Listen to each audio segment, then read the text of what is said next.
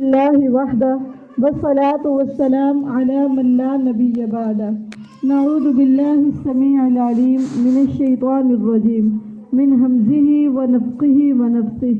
بسم الله الرحمن الرحيم. رب اشرح لي صدري ويسر لي أمري واحلل عقدة من لساني يفقه قولي واجعل لي وزيرا من أهلي. اللهم ربنا زدنا علما، اللهم فقهنا في الدين، اللهم فهمنا في الدين، اللهم أرنا الحق حقا وارزقنا اتباعه وأرنا الباطل باطلا وارزقنا اجتنابه. رب نعوذ بك من همزات الشياطين ونعوذ بك رب أن يحضرون. آمين. سورہ ابراہیم. بسم اللہ الرحمن الرحیم. الف لام را. کتاب انزلناه الیک لتخرج الناس من الظلمات الى النور بإذن ربهم الى صراط العزیز الحمید. سورہ ابراہیم. اللہ کے نام سے شروع جو بے حد رحم والا نہایت مہربان ہے. الف لام را. ایک کتاب ہے جسے ہم نے تیری طرف نازل کیا ہے. مقصد کیا ہے؟ تاکہ تو لوگوں کو اندھیروں سے روشنی کی طرف نکال لے. یہ قرآن کا مقصد ہے. قرآن پڑھتے جائیں گے، اندھیرے چھٹتے جائیں گے اور روشنی کی طرف راہ ملتی جائے گی. قرآن روشنی کی طرف رہنمائی کرتا ہے اور اندھیروں سے نجات دلاتا ہے. وہ اندھیرے چاہے کفر کے ہوں، چاہے شرک کے ہوں، چاہے نفاق کے ہوں، چاہے جہالت لا علمی کے ہوں، ان تمام اندھیروں سے نکال کر ایمان، توحید، اللہ کی فرما برداری، یہ تمام روشنیوں کی طرف قرآن رہنمائی کرتا ہے تاکہ تو لوگوں کو اندھیروں سے روشنی کی طرف نکال لائے، ان کے رب کے اذن سے، اس کے راستے کی طرف جو سب پر غالب بے حد تعریف والا ہے، اس اللہ کے راستے کی طرف کہ اسی کا ہے جو کچھ آسمانوں میں ہے اور جو کچھ زمین میں ہے. اور کافروں کے لیے سخت عذاب کے باعث بڑی ہلاکت ہے وہ جو دنیا کی زندگی کو آخرت کے مقابلے میں بہت زیادہ محبوب رکھتے ہیں اور اللہ کی راہ سے روکتے ہیں اور اللہ کی راہ میں کجی ڈھونڈتے ہیں.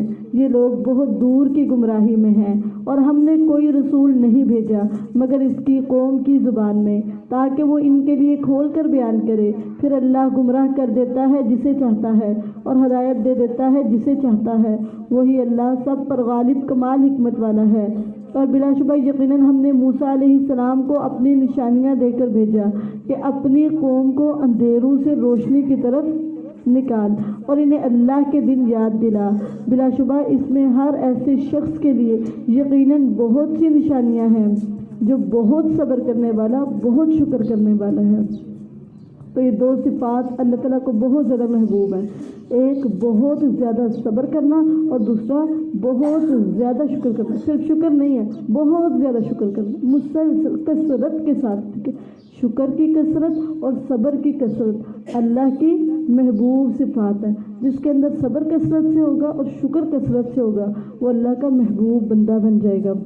اور جب موسیٰ علیہ السلام نے اپنی قوم سے کہا تم اپنے اوپر اللہ کی نعمت یاد کرو جب اس نے تمہیں فرعون کی آل سے نجات دی جو تمہیں برا عذاب دیتے تھے اور تمہارے بیٹوں کو بری طرح ذبح کیا کرتے تھے اور تمہاری عورتوں کو زندہ چھوڑ دیتے تھے اور اس میں تمہارے رب کی طرف سے بہت بڑی آزمائش تھی. وَإِذْ تَأَذَّنَ رَبُّكُمْ لَئِن شَكَرْتُمْ لَأَزِيدَنَّكُمْ وَلَئِن كَفَرْتُمْ إِنَّ عَذَابِي لَشَدِيدٌ. اور جب تمہارے رب نے صاف اعلان کر دیا، اعلان کیا کیا کہ بے شک اگر تم شکر کرو گے تو میں ضرور ہی تمہیں زیادہ دوں گا. شکر اضافے کا ذریعہ، جتنا شکر کرتے جائیں گے اتنا ہی نعمتوں میں اضافہ ہوتا ہے. شکر سے کبھی بھی شکر سے کمی نہیں آئے گی. شکر ہمیشہ ہمیشہ اضافے کا سبب ہے کیونکہ اللہ کا وعدہ ہے. اللہ نے اعلان کیا جو شکر کرے گا میں ضرور اس کو زیادہ دوں گا. اور بے شک اگر تم ناشکری کرو گے تو بلا شبہ میرا عذاب یقیناً بہت سخت ہے۔ تو ناشکری ایسا گناہ ہے جس کی سزا دنیا میں بھی ملے گی اور آخرت میں بھی، اور اس کے لیے ناشکری کا عذاب یقیناً بہت سخت ہے۔ اور موسیٰ علیہ السلام نے کہا اگر تم اور وہ لوگ جو زمین میں ہیں سب کے سب کفر کرو تو بے شک اللہ یقیناً بڑا بے پرواہ بے حد تعریف والا ہے۔ کیا تمہارے پاس ان لوگوں کی خبر نہیں آئی جو تم سے پہلے تھے، نوح علیہ السلام کی قوم کی خبر، اور عاد اور سمود کی خبر، اور ان کے جو ان کے بعد تھے جنہیں اللہ کے علاوہ کوئی نہیں جانتا؟ ان کے رسول ان کے پاس واضح نشانیاں لے کر آئے تو انہوں نے اپنے ہاتھ اپنے منہ میں لٹا لیے تعجب کے لیے، اور انہوں نے کہا بے شک ہم اسے نہیں مانتے جو دے کر تم بھیجے گئے ہو، اور بے شک ہم تو اس چیز کے بارے میں جس کی طرف تم ہمیں دعوت دیتے ہو ایک بے چین رکھنے والے شک میں مبتلا ہیں۔ ان کے رسولوں نے کہا کیا اللہ کے بارے میں شک کرتے ہو جو آسمانوں اور زمین کو پیدا کرتا ہے؟ یدعوکم لیغفر لکم من ذنوبکم، تمہیں اس لیے بلاتا ہے اپنی طرف کہ تمہارے لیے تمہارے کچھ گناہ بخش دے۔ اللہ تمہیں بخشش کی دعوت دیتا ہے، تمہیں مغفرت کی طرف انوائٹ کرتا ہے کہ آؤ اور بخشش مجھ سے لے لو، اور تمہیں ایک مقرر مدت تک مہلت دے۔ اور انہوں نے کہا تم نہیں ہو مگر ہمارے جیسے بشر، تم چاہتے ہو کہ ہمیں اس سے روک دو جس کی عبادت ہمارے باپ دادا کیا کرتے تھے، تو ہمارے پاس کوئی واضح دلیل لے آؤ۔ ان کے رسولوں نے ان سے کہا ہم نہیں ہیں مگر تمہارے جیسے بشر، لیکن اللہ احسان کرتا ہے نبوت دے کر اپنے بندوں میں سے جس پر چاہے، اور ہمارے لیے کبھی ممکن نہیں کہ تمہارے پاس کوئی دلیل اللہ کے اذن کے سوا لے آئیں، اور اللہ ہی پر بس لازم ہے کہ مومن بھروسہ کریں۔ اور ہمیں کیا ہے کہ ہم اللہ پر بھروسہ نہ کریں، حالانکہ اس اللہ نے ہمیں راستے دکھا دیے، اور ہم ہر صورت اس پر صبر کریں گے جو تم ہمیں تکلیف پہنچاؤ گے، اور اللہ ہی پر بس لازم ہے کہ بھروسہ کرنے والے بھروسہ کریں۔ اور ان لوگوں نے جنہوں نے کفر کیا اپنے رسولوں سے کہا ہم ہر صورت تمہیں اپنی زمین سے نکال دیں گے یا لازماً تم ہماری ملت میں واپس آؤ گے، تو ان کے رب نے ان کی طرف وحی کی کہ یقیناً ہم ان ظالموں کو ضرور ہلاک کر دیں گے۔ جو ظلم کرے گا اس کی دنیا میں بھی سزا ہے اور آخرت میں بھی، اور یقیناً ان کے بعد ہم تمہیں اس زمین میں ضرور آباد کریں گے۔ یہ اس کے لیے ہے جو میرے سامنے کھڑے ہونے سے ڈرا اور میری وعید سے ڈرا۔ یہ اقتدار کس کے لیے؟ اللہ تعالیٰ اقتدار کس کو دیتے ہیں؟ جو دو صفات کا حامل ہو۔ پہلی بات میرے سامنے کھڑے ہونے سے ڈرتا ہے، اللہ کا خوف اور اللہ کا ڈر، اور دوسرا اللہ جو وعید دے اس سے ڈرتا ہے۔ اللہ کی وعیدوں سے ڈرنے والوں کے لیے ایک مقام اور ایک مرتبہ ہے۔ اور انہوں نے فیصلہ مانگا، ہر سرکش سخت اناد رکھنے والا نامراد ہوا، اس کے پیچھے جہنم ہے اور اسے اس پانی سے پلایا جائے گا جو کہ پیپ ہے، وہ اسے بمشکل گھونٹ گھونٹ پیے گا اور قریب نہ ہوگا کہ اسے حلق سے اتارے، اور اس کے پاس موت ہر جگہ سے آئے گی حالانکہ وہ کسی صورت مرنے والا نہیں، اور اس کے پیچھے ایک بہت سخت عذاب ہے۔ ان لوگوں کی مثال جنہوں نے اپنے رب کے ساتھ کفر کیا، ان کے اعمال اس راکھ کی طرح ہیں، اعمال ہیں ٹھیک ہے، لیکن ان کو راکھ بنا دیا جا رہا ہے، ڈسٹ بنا دیا جا رہا ہے، جس پر آندھی والے دن میں ہوا بہت سخت چلی، وہ اس میں کسی چیز پر قدرت نہیں پائیں گے جو انہوں نے کمایا ہے۔ جب اندھیری آتی ہے نا، طوفان آتا ہے تو راکھ اڑا دی جاتی ہے، کوئی راکھ کو پکڑ، اندھیریوں اور طوفانوں میں راکھ پکڑی نہیں جاتی، وہ سب کی سب اڑ جاتی۔ اسی طرح کافروں کے اعمال کی مثال دی گئی، وہ لوگ جنہوں نے کفر کیا نا ان کے سارے عمل ان سے چھین لیے جائیں گے، اڑا دیے جائیں گے، راکھ بنا دیے جائیں گے، ڈسٹ بنا دیے جائیں گے، ان کو کوئی اجر نہیں دیا جائے گا، سارے کے سارے اعمال باطل اور ضائع ہو جائیں گے۔ اسی طرح کچھ اور لوگ بھی ہیں جن کے اعمال قیامت کے دن ان کے ہوں گے عمل، لیکن راکھ بنا دی جائے گی، ڈسٹ بنا دی جائے گی، ان کے کام کیے ہوئے کام ان کے کچھ کام نہیں آئیں گے۔ جیسے کفر کرنے والے کا کوئی عمل اللہ تعالیٰ قبول نہیں کریں گے، اس کو فائدہ نہیں دے گا، اس نے عمل کیے بھی ہوں گے لیکن فائدہ۔ اس طرح مشرک وہاں بھی تھا، ضائع ہو جائیں گے، ما کانوا یعملون، جو وہ عمل کرتے تھے، ہر عمل مشرک نے جتنی نمازیں پڑھی، جو کچھ کیا وہ ضائع ہو جائے گا۔ مشرک کا کوئی عمل قبول اور کوئی عمل اس کو نجات نہیں دلوائے گا۔ تیسری بات، ریاکار۔ ریاکار کا بھی سارا عمل نہ صرف ضائع ہوگا بلکہ اس کو جہنم میں لے کر جائے گا۔ جیسے حدیث میں آتا ہے وہ 3 لوگ تھے، قاری قرآن، شہید اور سخی۔ تو ان کی ریاکاری کی وجہ سے ان کو سب سے پہلے آگ میں پھینکا گیا، ان کے اعمال ضائع ہو گئے، برباد ہو گئے۔ تیسرا، احسان جتلانے والا۔ قرآن میں اللہ تعالیٰ فرماتے ہیں یا ایھا الذین آمنوا لا تبطلوا صدقاتکم بالمن والأذی، اے لوگوں جو ایمان لائے ہو اپنا صدقہ ضائع نہ کرو۔ ضائع ہو جاتا ہے وہ عمل، کیسے؟ احسان جتلانے سے، تکلیف دینے سے اور ریاکاری کرنے سے اعمال برباد ہو جاتے ہیں۔ ان لوگوں کی مثال جنہوں نے اپنے رب کے ساتھ کفر کیا، اور عمل پتہ کس کے قبول کیے جاتے ہیں؟ صرف مخلص انسان کے، اخلاص ہے، اللہ کے لیے ہے، اللہ کی رضا کے لیے ہے، اس کی خوشنودی کے لیے۔ وہ چاہے ذرہ دے گا، اللہ اس کا ذرہ بھی قبول کر لیں گے، لیکن اخلاص ہو۔ اخلاص اعمال کی قبولیت کی شرط ہے۔ ان لوگوں کی مثال جنہوں نے اپنے رب کے ساتھ کفر کیا، ان کے اعمال اس راکھ کی طرح ہیں جس پر آندھی والے دن میں ہوا بہت سخت چلی۔ وہ اس میں سے کسی چیز پر قدرت نہیں پائیں گے جو انہوں نے کمایا، یہی بہت دور کی گمراہی ہے۔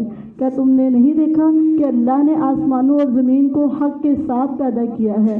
اگر وہ چاہے تو تمہیں لے جائے اور ایک نئی مخلوق لے آئے، اور یہ اللہ پر ہرگز کچھ مشکل نہیں۔ اور وہ سب کے سب اللہ کے سامنے پیش ہوں گے تو کمزور لوگ ان لوگوں سے کہیں گے جو بڑے بنے ہوئے تھے کہ بے شک ہم تمہارے تابعدار تھے، تو کیا تم ہمیں اللہ کے عذاب سے بچانے میں کچھ بھی کام آنے والے ہو؟ اگر اللہ کی تابعداری نہیں کرنی، اللہ کی فرما برداری نہیں کرنی اور غیر اللہ کی فرما برداری کرنی ہے، کیا غیر اللہ کی فرما برداری قیامت کے دن کام آئے گی؟ تو بتایا یہ جا رہا ہے۔ وہ کہیں گے اگر اللہ ہمیں ہدایت دیتا تو ہم تمہیں بھی ضرور ہدایت کرتے۔ ہم پر برابر ہے کہ ہم اس جہنم میں گھبرائیں یا ہم صبر کریں، ہمارے لیے اس جہنم سے بھاگنے کی کوئی جگہ۔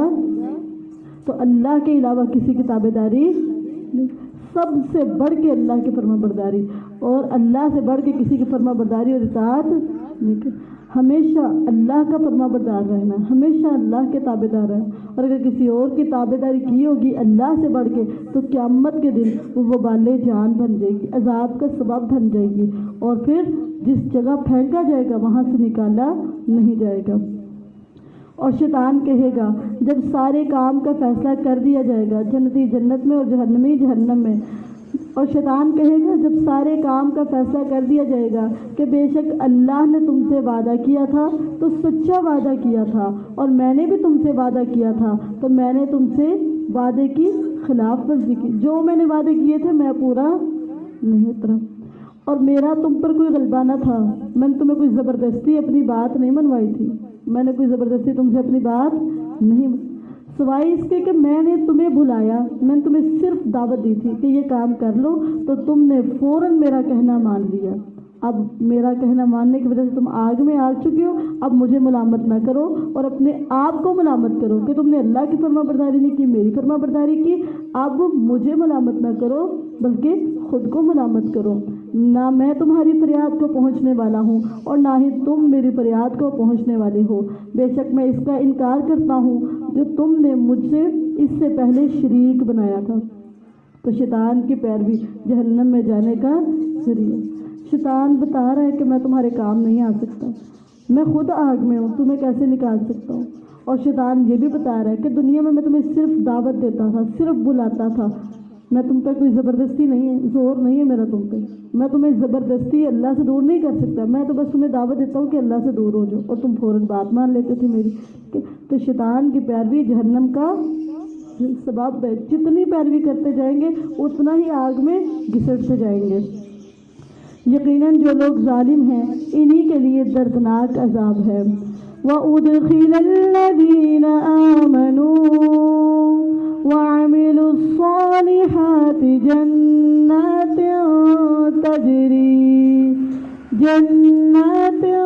تَجْرِي مِن تَحْتِهَا الْأَنْهَارُ خَالِدِينَ فِيهَا بِإِذْنِ رَبِّهِمْ سلام. اور جو لوگ ایمان لائے اور انہوں نے نیک اعمال کیے، صرف ایمان لا کے بیٹھ نہیں گئے بلکہ عمل صالح بھی کیے، وہ ایسے باغوں میں داخل کیے جائیں گے جن کے نیچے نہریں بہتی ہیں، وہ ان میں اپنے رب کے اذن سے ہمیشہ رہنے والے ہوں گے. ان کی آپس کی دعا اس میں سلام ہوگی. جنتیوں کی آپس میں ملاقات کے وقت بات کیا ہوتی ہے؟ سلام. نبی صلی اللہ علیہ وسلم نے فرمایا حق المسلم علی المسلم ست. مسلمان کے دوسرے مسلمان پر 6 حق ہیں، اس میں سے سب سے پہلا حق پتہ کیا؟ اذا لقیتہ فسلم علیہ. جب بھی اسے ملاقات کرے تو کیا کہے؟ سلام کرے. تو جنتی لوگوں کی صفت کیا ہے دنیا میں بھی؟ وہ سلام کو عام کرنے والے ہوتے ہیں. رسول اللہ صلی اللہ علیہ وسلم نے فرمایا افشوا السلام بینکم. سلام کو آپس میں عام کرو. تو سلام کرنا یہ جنتی لوگوں کی صفات میں سے ہیں. یہ جنتی بندہ سلام کو عام کرنے والا ہے. کیا تو نے نہیں دیکھا کہ اللہ نے ایک پاکیزہ کلمہ کی مثال کیسے بیان فرمائی کہ وہ ایک پاکیزہ درخت کی طرح ہے جس کی جڑ مضبوط ہے اور جس کی چوٹی آسمان میں ہے. وہ اپنا پھل اپنے رب کے حکم سے ہر وقت دیتا ہے اور اللہ لوگوں کے لیے مثال بیان کرتا ہے تاکہ وہ نصیحت حاصل کریں.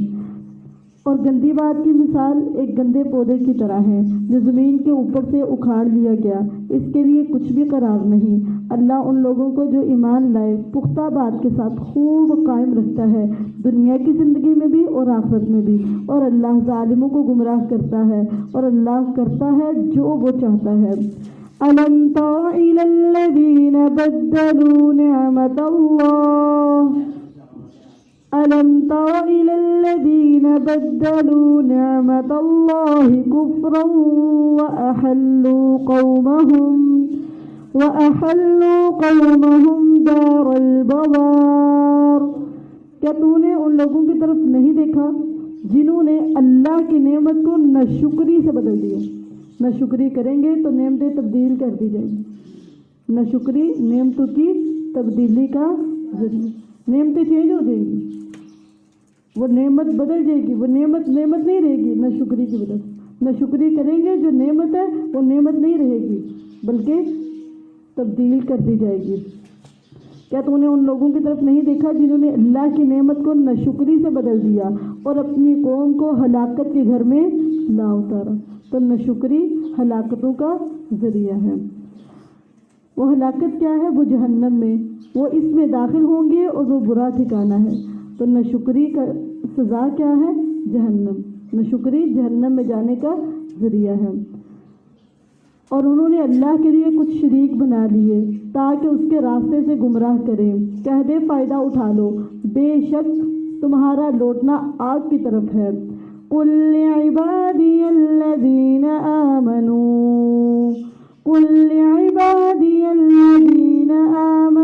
يُقِيمُوا الصَّلَاةَ وَيُنْفِقُوا مِمَّا رَزَقْنَاهُمْ سِرًّا وَعَلَانِيَةً مِّن قَبْلِ أَن يَأْتِيَ يَوْمٌ لَّا بَيْعٌ فِيهِ وَلَا خِلَالٌ. میرے بندوں سے جو ایمان لائے ہیں کہہ دے کہ وہ نماز قائم کریں اور اس میں سے جو ہم نے انہیں دیا ہے پوشیدہ طور پہ بھی اور ظاہر خرچ کریں. دونوں طرح خرچ کرنا، چھپا کے بھی اور سر عام بھی، اس سے پہلے کہ وہ دن آ جائے جس میں نہ کوئی خرید و فروخت ہوگی اور نہ کوئی دلی دوستی ہوگی. تو یہاں پہ مومن کے لیے اعزاز پتہ کیا ہے؟ پتہ کیا کہا گیا؟ قُلْ عِبَادِيَ الَّذِينَ آمَنُوا. کہہ دو میرے ان بندوں کو جو ایمان. میرا بندہ کون ہے؟ جو ایمان لیا ہے. ان بندوں سے کہو کہ نماز کو قائم رکھیں.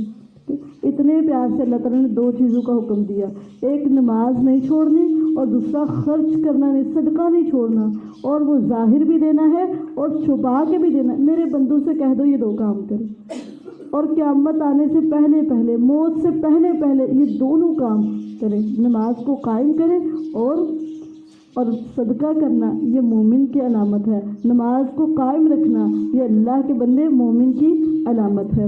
اللہ وہ ہے جس نے آسمانوں اور زمین کو پیدا کیا اور آسمانوں سے کچھ پانی اتارا، پھر اس کے ساتھ تمہارے لیے پھلوں میں سے کچھ رزق نکالا اور تمہارے لیے کشتیوں کو مسخر کیا تاکہ وہ سمندر میں اس کے حکم سے چلیں، اور تمہاری خاطر دریاؤں کو مسخر کر دیا، اور تمہاری خاطر سورج اور چاند کو مسخر کر دیا کہ پے در پے چلنے والے ہیں، اور تمہاری خاطر رات اور دن کو مسخر کر دیا۔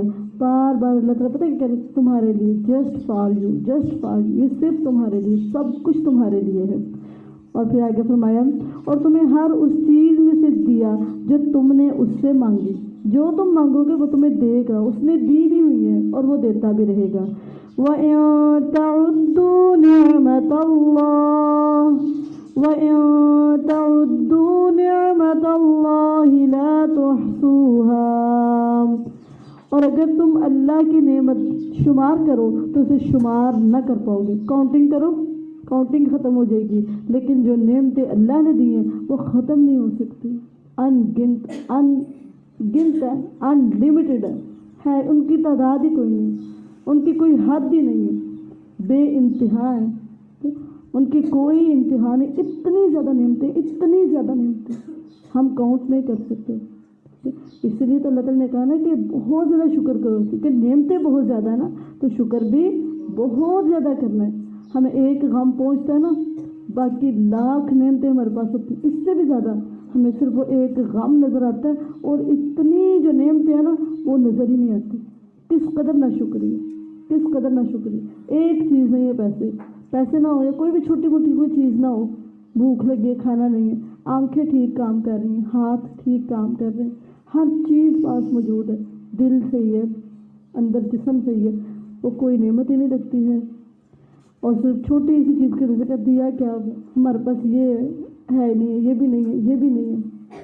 کہ تو اللہ تعالیٰ کی نعمتوں کو اگر آپ کو کہا جائے نا کاؤنٹ کرے، کاؤنٹ نہیں کر سکتے۔ اور جو کہے نا کہ میرے پاس کچھ نہیں، تو اسے پوچھیں یہ آنکھیں دے دو، میں تمہیں یہ دے دوں گی، یہ دے دوں گی، تو آپ دیکھیں گے فوراً سے سمجھ آ جاتی ہے کہ آنکھیں اتنی بڑی اللہ تعالیٰ کی نعمت ہے، کان اتنی بڑی، سننے کی صلاحیت، دیکھنے کی، بولنے کی صلاحیت، پوری چیز۔ آپ دنیا ایک طرف آدھی دنیا رکھے اور دوسری طرف اپنی آنکھیں رکھ لیں، اتنی بڑی آپ کو مسلسل اللہ تعالیٰ دیکھنے کو دے رہے، مسلسل سننے کو دے رہے، مسلسل۔ اور ایک دن نہیں ہو گیا، جب سے پیدا ہوئے تب سے الحمدللہ اللہ نے یہ نعمتیں مسلسل دن بھی اور رات، کبھی ایسا نہیں ہوا کہ دن کو تو بس بولتے اور رات کو اللہ تعالیٰ آواز چھین لیتے، رات کو دیکھنے کی صلاحیت چھین لیتے۔ نہیں، دائمی ہے، دائمی، دن بھی رات بھی، ہر لمحے اللہ تعالیٰ کی نعمتوں سے نوازے۔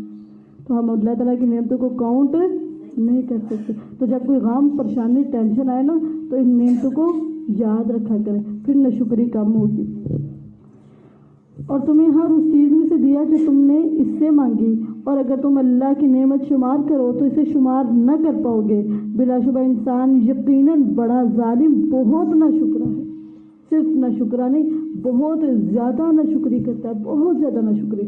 ٹھیک ہے، تو اپنا ہم اور غم بنائیں کہ میں نے اللہ کا شکر گزار بننا ہے، اللہ کا شکر۔ رسول اللہ صلی اللہ علیہ وسلم ایک دفعہ رات کو نا نماز پڑھے، قیام اللیل کر رہے، تو نبی صلی اللہ علیہ وسلم کے پاؤں اتنے موٹے نا سوج گئے اور آنکھوں سے آنسو روا دوا تھے۔ حضرت عائشہ کہتی ہیں اللہ کے رسول صلی اللہ علیہ وسلم اتنی آپ محنت کر رہے ہیں، اتنی آپ محنت، کیا اللہ نے آپ کے گناہ معاف نہیں کر دیے؟ آپ کے گناہ بخش نہیں دیے؟ اللہ نے آپ کے گناہ بخش دیے، آپ کو معاف کر دیا ہوا ہے، پھر یہ اس محنت کا کیا لاجک ہے؟ کیوں اتنی محنت کر رہے ہیں؟ پھر کیوں اتنی مشقت کر رہے ہیں؟ تو رسول اللہ صلی اللہ علیہ وسلم پتہ کیا فرمایا؟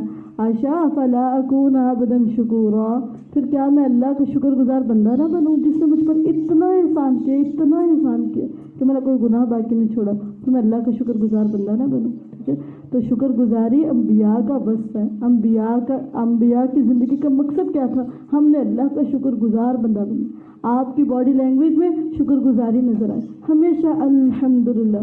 رسول اللہ صلی اللہ علیہ وسلم خوشیوں میں بھی اور غموں میں بھی کہا کرتے تھے الحمدللہ علی کل حال، ہر حالت میں، ہر کنڈیشن میں الحمدللہ، ملا پھر بھی الحمدللہ، نہیں مل رہا پھر بھی الحمدللہ، ہمیشہ الحمدللہ۔ بلا شبہ انسان یقیناً بڑا ظالم، بہت ناشکرا ہے۔ اور جب ابراہیم نے کہا اے میرے رب اس شہر کو امن والا بنا دے، ابراہیم بس اپنے لیے دعا نہیں کرتے تھے، اپنے ملک کے لیے دعا کیا کرتے تھے، اپنے گاؤں، اپنے علاقے کے لیے بھی دعا کیا کرتے تھے، اس شہر کو امن والا بنا دے۔ اور جو دعا مانگی وہ کیا تھی؟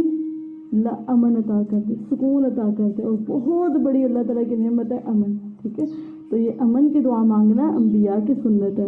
اس شہر کو امن والا بنا دے اور مجھے اور میرے بیٹوں کو بچا لے کہ ہم بتوں کی عبادت کریں، شرک سے بچا لے، صرف مجھے نہیں بلکہ میری نسلوں کو بھی، مجھے اور میری نسلوں کو بچا کس سے؟ شرک سے، ہم شرک سے بچ جائیں۔ اے میرے رب، بے شک انہوں نے بہت سے لوگوں کو گمراہ کر دیا، پھر جو میرے پیچھے چلا تو یقیناً وہ مجھ سے ہے، اور جس نے میری نافرمانی کی تو یقیناً تو بے حد بخشنے والا نہایت مہربان ہے۔ اے ہمارے رب، بے شک میں نے اپنی کچھ اولاد کو اس وادی میں آباد کیا، اور وہ وادی پتہ کیسی تھی؟ جو کسی کھیتی والی بنجر زمین ہے، بے آباد زمین ہے، یہاں پہ کوئی دنیا کی رونقیں نہیں ہیں، دنیا کی آسائشیں نہیں ہیں، دنیا کی خوشحالیاں نہیں ہیں، لیکن پتہ کیا ہے؟ تیرے حرمت والے گھر کے پاس کچھ بھی نہیں ہے نا دنیا کا، لیکن اللہ تیرا گھر تو ہے، بالکل جی۔ تو یہ جو تیرے حرمت والے گھر کے پاس، یعنی حضرت ابراہیم علیہ السلام کو، حضرت ابراہیم علیہ السلام کہہ رہے کہ میں نے اس جگہ کو اس لیے چنا ہے کہ یہاں پہ آبادی تو نہیں ہے، ٹھیک ہے، خوشحالی بھی نہیں ہے، دنیا کی آسائشیں بھی نہیں ہیں، رونقیں بھی نہیں ہیں، لیکن پھر کیوں؟ میں نے دنیا کو تو نہیں ترجیح دی، میں نے ترجیح کس کو دی؟ دین کو، میں نے دین کو ترجیح دی، میں نے گھر وہاں لینا ہے جہاں میرے رب کا گھر پاس ہے، جہاں دین مل سکے، جہاں میرے بیٹوں کی دنیا بھی اور آخرت بھی سنور سکے۔ آج ہم دیکھتے ہیں ہاسپٹل پاس ہونے چاہیے، اسکول پاس ہونے چاہیے، یہ دنیاوی تمام سہولتیں پاس ہوں، اگرچہ مساجد بہت دور ہوں، اذان کی آواز تک نہ آتی ہے۔ ابراہیم جو خلیل اللہ تھے، انہوں نے نہ دیکھا بنجر زمین ہے، اور نہ انہوں نے دیکھا کہ یہاں پہ تو دنیا کی کوئی رونق نہیں ہے، بلکہ انہوں نے دیکھا پتہ کیا؟ یہ میرے رب کا گھر ہے، میں نے گھر وہاں لینا جہاں میرے رب کا، رب سے محبت تھی نا، رب سے پیار تھا، رب سے ایک تعلق تھا، تو اس لیے اپنے بچوں کو وہاں لا کے آباد کیا جہاں پہ وہ اللہ کے دین کو آسانی سے حاصل کر سکتے تھے، دین کو ترجیح دی ابراہیم علیہ السلام نے۔ تیرے حرمت والے گھر کے پاس آباد کیا، کیوں؟ وجہ کیا ہے؟ ادھر کیوں لے کے آئے ہو؟ یہاں پہ تو ان کو دنیا کی کوئی چیز نہیں ملنی، ہم تو کہتے ہیں نا ہمارے بچوں کو آرام ملے، سکون ملے، دنیا کی ہر چیز ملے، تو ابراہیم علیہ السلام نے اپنے بچوں کو دنیا کے بجائے ایک ویران سی آبادی میں کیوں لایا؟ اور پتہ کیا کہہ رہے ہیں؟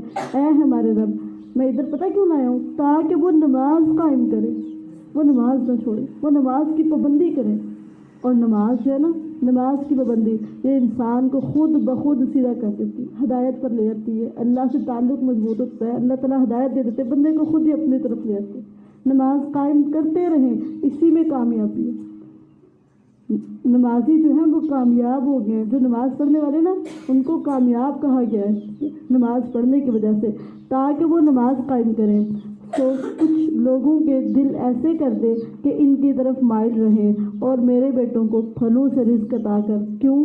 لعلہم یشکرون، تاکہ وہ تو اپنے نسلوں کی نہ صرف دنیا کی فکر کریں بلکہ سب سے بڑھ کے ان کے دین کی فکر کریں۔ اگر دین مل گیا نا تو بھوکے نہیں رہیں گے، اللہ تعالیٰ ان کو دنیا ضرور بھی ضرور دیں گے، اللہ کا وعدہ ہے، اللہ نے دنیا تو دینی دینی ہے، آپ ان کے دین کا ہم اور غم رکھیں کہ میرے بچے دین میں نہ پیچھے رہ گئے، دنیا تو ملنی، دین کی فکر کریں۔ یہ ابراہیم علیہ السلام کی سنت ہے، یہ ان کا طریقہ تھا کہ انہوں نے اپنے نسلوں کے دین کی فکر کی تھی، نہ صرف دنیا کی بلکہ دین کی فکر کو، اور دین کو ہی ترجیح دی تھی انہوں نے۔ اے ہمارے رب، یقیناً تو جانتا ہے جو ہم چھپاتے ہیں اور جو ہم ظاہر کرتے ہیں، اور اللہ پر کوئی چیز نہیں چھپتی زمین میں اور نہ آسمان میں۔ پھر آگے ابراہیم علیہ السلام کا جملہ پتہ کیا ہے؟ الحمدللہ الذی وہب لی علی الکبر اسماعیل و اسحاق ان ربی لسمیع الدعاء۔ سب تعریف اس اللہ کے لیے ہے، اور یہ جو اللہ کا شکر ادا کرنا نا، الحمدللہ کہنا، یہ تمام انبیاء کی سنت ہے، تمام انبیاء کا وصف، سب اللہ کی تعریف کرنے والے تھے۔ کوئی فرشتہ ایسا نہیں جو اللہ کی تعریف نہ کرتا ہو، ہر فرشتہ اللہ کی تعریف کرتا ہے۔ الحمدللہ کہنا یہ تمام انبیاء کی سنت ہے، اور یہاں پہ خلیل اللہ کے بتایا جا رہا ہے۔ خلیل اللہ پتہ کیا کہہ رہے تھے؟ سب تعریف اس اللہ کی ہے کیوں؟ وجہ پتہ کیا ہے؟ جس نے مجھے بڑھاپے کے باوجود اسماعیل بھی دیے اور اسحاق بھی عطا کیے۔ ہم کہتے ہیں بوڑھے ہو گئے پھر جا کے کہیں ملی ہے، ہم شکر کرنے کے بجائے ناشکری کرتے ہیں۔ جوانی میں تو ملا نہیں، جب عمر تھی تب تو دیا نہیں، بڑھاپے میں جا کے اولاد دے دی، ہم نے شکری کر کے اس نعمت کو ضائع۔ تو شکر گزاری کیا کر رہے؟ کہتے ہیں سب تعریف اس اللہ کی ہے جس نے مجھے بڑھاپے کے باوجود، میرا بڑھاپا نہیں دیکھا، مجھ پہ اپنی رحمت کر دی اور مجھے اسماعیل بھی دیا اور اسحاق بھی دیا۔ اور پھر پتہ کیا کہتے ہیں؟ انبیاء کا عقیدہ سنیں، بے شک میرا رب تو بہت دعا سننے والا ہے۔ پتہ کب سنی گئی تھی؟ لیکن عقیدہ کیا ہے؟ اللہ سے حسن ظن کیا ہے؟ ذرہ برابر بھی اللہ سے نا امید نہیں ہے، بلکہ کہہ رہے ہیں بے شک اللہ بہت زیادہ دعا کو سننے والا۔ یہ انبیاء کا عقیدہ ہے۔ پھر آگے ابراہیم علیہ السلام کی بہت خوبصورت دعائیں ہیں، اور دعا دیکھیں سٹارٹ کہاں سے ہو رہی ہے اور اینڈ کہاں پہ ہو رہا ہے، اور یہ بھی دیکھیں کہ دعا میں مانگا کیا جا رہا ہے۔ رب اجعلنی مقیم الصلاۃ ومن ذریتی ربنا وتقبل دعا۔ اے میرے رب مجھے نماز قائم کرنے والا بنا۔ پہلے اپنے لیے نماز کی پابندی مانگی کہ اللہ مجھے نماز قائم کرنے والا، صرف نماز پڑھنی نہیں ہے، نماز کو قائم کرنا ہے، نماز کو ہمیشہ ہمیشہ کبھی بھی نہیں چھوٹی نماز، کبھی بھی نہیں چھوڑنی نماز۔ اتنی محبت، اتنا پیار اپنے لیے نماز کس طرح، یعنی نماز سے کتنی محبت کیا ہے۔ پیچھے اپنی اولادوں کو بیت اللہ کے پاس ان نے آباد کیا نا، تو مقصد پتہ کیا تھا کہ نمازی بنے، اور یہاں پہ خود اپنے لیے دعا پتہ کر رہے ہیں اللہ مجھے نماز کو قائم کرنے والا بنا۔ اور پھر کہتے ہیں میری اولاد میں سے بھی نماز کو قائم کرنے، صرف میں نے نماز نہیں، میری اولاد بھی نماز قائم کرنے۔ صرف اپنے لیے نہیں مانگتے تھے بلکہ اپنی نسلوں کے لیے بھی دعائیں مانگتے تھے۔ اور پھر کہتے تھے ربنا، اے ہمارے رب، وتقبل دعا، ہماری دعا کو قبول فرما۔ اگلی دعا ربنا اغفر لی ولوالدی وللمؤمنین یوم یقوم الحساب۔ اے ہمارے رب مجھے بخش دے، اپنی بخشش، پھر اپنے پیرنٹس کی، اور پھر سب ایمان، جو ایمان لائے اللہ اس کو بخش دے۔ جس کے اندر ایمان ہے ایمان کو ترجیح دی، اور پھر ایمان والے کے لیے دعا کی، وہ جہاں بھی موجود ہے اس کو بخش دے۔ یعنی ایمان والوں سے محبت کتنی ہے، پیار کتنا ہے، نہیں پتہ کہاں پہ مومن، لیکن پھر بھی ان کے لیے دعائیں کی جا رہی ہیں، کس کی؟ بخشش کی۔ یہ انبیاء ہیں جنہوں نے مومنین کے لیے بخشش کی دعائیں کی۔ فرشتے بھی مومنین کے لیے بخشش کی دعائیں کرتے ہیں، اور انبیاء بھی مومنین کے لیے بخشش کی دعائیں کرتے ہیں۔ ایمان اتنی پاورفل اور اتنی قیمتی چیز ہے۔ اور معاف کب کر؟ جس دن حساب قائم ہوگا، جب سوال و جواب ہوں گے نا، اس وقت ان کو معاف کر، جب ان کو سخت ضرورت ہوگی معافی کی۔ اے ہمارے رب مجھے بخش دے اور میرے ماں باپ کو اور ایمان والوں کو بھی بخش دے۔ کب؟ جس دن حساب قائم ہوگا۔ اور تو اللہ کو ہرگز اس سے غافل نہ کر، اور تو اللہ کو ہرگز اس سے غافل گمان نہ کر جو ظالم لوگ کر رہے ہیں۔ وہ تو انہیں صرف اس دن کے لیے مہلت دے رہا ہے جس میں آنکھیں کھلی رہ جائیں گی، اس حال میں کہ تیز دوڑنے والے ہوں گے، اپنے سروں کو اوپر اٹھانے والے ہوں گے، ان کی نگاہ ان کی طرف نہیں لوٹے گی اور ان کے دل خالی ہو چکے ہوں گے۔ اور لوگوں کو اس دن سے ڈرا جب ان پر عذاب آئے گا تو وہ لوگ جنہوں نے ظلم کیا کہیں گے اے ہمارے رب ہمیں قریب وقت تک مہلت دے دے، ایک چانس اور دے۔ کیوں؟ ہم دنیا میں جا کے ہم کیا کریں گے؟ نجیب دعوتک ونتبع الرسل، ہم تیری دعوت قبول کریں گے، جو تو نے ہمیں دعوتیں دی تھی نا دین کی طرف، اسلام کی طرف، تو نے جو باتیں کی تھی نا، ہم ان باتوں کو جا کے قبول کریں۔ ہم مان کے نہیں آئے، اب ہم نے مان کے آنے۔ اور دوسری بات ونتبع الرسل، ہم رسولوں کی پیروی کر کے آئے۔ پہلے صرف ہم نعرے لگا کے آئے، دعوے کر کے آئے، باتیں کر کے آئے، اب ہمیں موقع دے کہ ہم دو کام کر کے آئیں، ایک تیری بات مان کے آئیں اور دوسرا تیرے رسول کی۔ اب اللہ تعالیٰ کہتے ہیں آؤ میری فرما برداری کرو، میرے رسول کی فرما برداری کرو۔ ہمیں ٹائم ہی نہیں ہے کہ اللہ کی فرما برداری کر لی جائے، رسول کی فرما برداری۔ ادھر جا کے عذاب کو دیکھ کے کہیں گے ہمیں ایک دفعہ واپس بھیج تاکہ ہم تیری ساری باتیں مانیں اور تیرے رسول کی باتیں مانیں۔ اور کیا تم نے اس سے پہلے قسمیں نہ کھائی تھی کہ تمہارے لیے کوئی بھی زوال نہیں، اور تم ان لوگوں کے رہنے کی جگہوں میں آباد رہے جنہوں نے اپنی جانوں پر ظلم کیا، اور تمہارے لیے خوب واضح ہو گیا کہ ہم نے ان کے ساتھ کس طرح کیا، اور ہم نے تمہارے لیے کئی مثالیں بیان کی تھی، اور بے شک انہوں نے تدبیر کی اپنی تدبیر، اور اللہ ہی کے پاس ان کی تدبیر ہے، اور ان کی تدبیر ہرگز ایسی نہ تھی کہ اس سے پہاڑ ٹل جائے۔ بس تو ہرگز گمان نہ کر کہ اللہ اپنے رسولوں سے اپنے وعدے کے خلاف کرنے والا ہے، یقیناً اللہ سب پر غالب بدلہ لینے والا ہے۔